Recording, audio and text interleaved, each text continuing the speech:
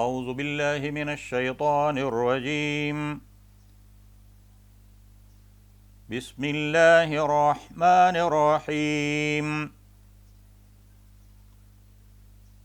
ان الذین یکفرون بآیات اللہ وَيَقْتُلُونَ النَّبِيِّينَ بِغَيْرِ حَقٍّ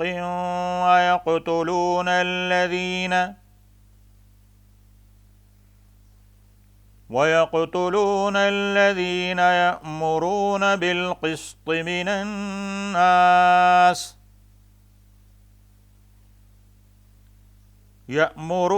بِالْقِسْطِ من الناس فبشرهم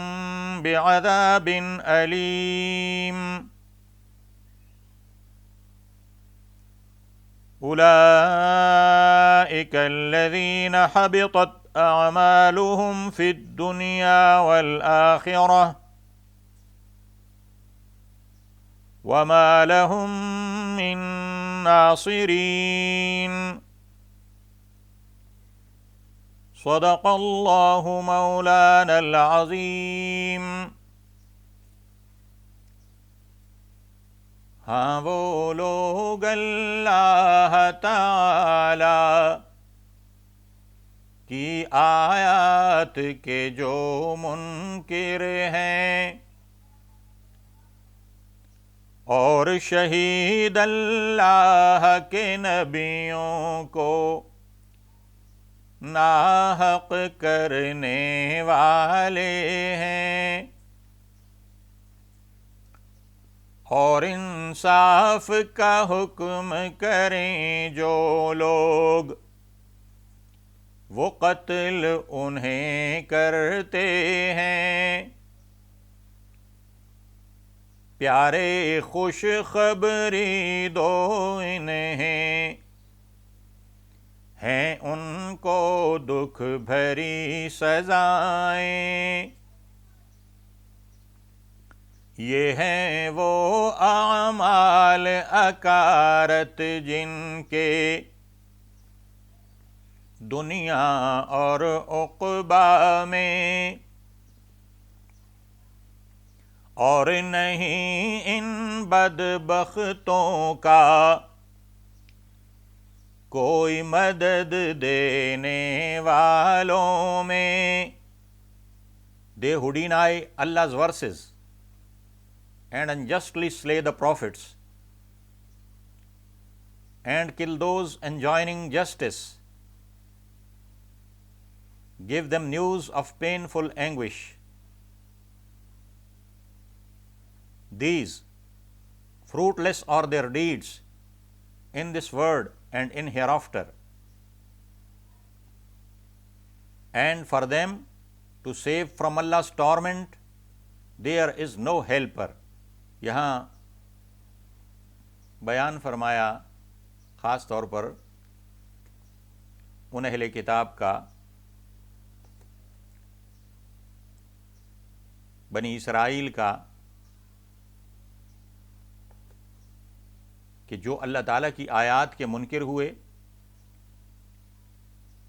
اور اللہ کے نبیوں کو انہوں نے ناحق قتل کیا، اور وہ لوگ جو ان میں انصاف کا حکم کرنے والے تھے انہیں بھی قتل کیا۔ تو فرمایا کہ اے محبوب انہیں خوشخبری دے دو، انہیں یہ خبر سنا دو کہ انہیں دردناک عذاب دیا جائے گا۔ اب یہ افعال انبیاء کو قتل کرنا یہ تو ان کے آباء و اجداد پہلے کر چکے تھے، لیکن یہاں جب ان کی مذمت فرمائی گئی اور انہیں دردناک عذاب کی خوشخبری دی گئی، جو حضور اکرم صلی اللہ علیہ وآلہ وسلم کے زمانے کے یہود تھے، تو یہ اس بنا پر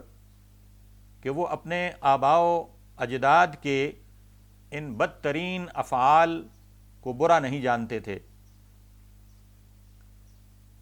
سمجھتے تھے کہ ہمارے آباء و اجداد نے جو کچھ کیا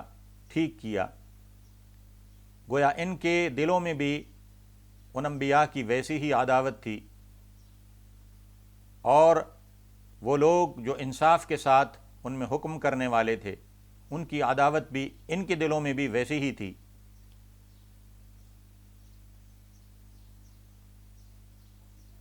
کہا جاتا ہے کہ بنی اسرائیل نے ایک مرتبہ صبح کے وقت 43 انبیاء کو شہید کیا،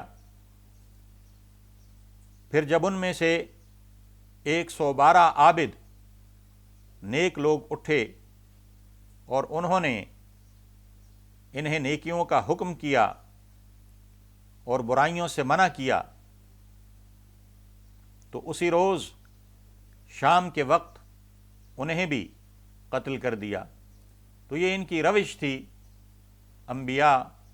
اور نیک لوگوں کو، انصاف پسند لوگوں کو، انصاف کا حکم دینے والے لوگوں کو قتل کر دینا، ان کو جان سے مار دینا، کیونکہ ان کے نزدیک ان کی کوئی وقت نہیں تھی۔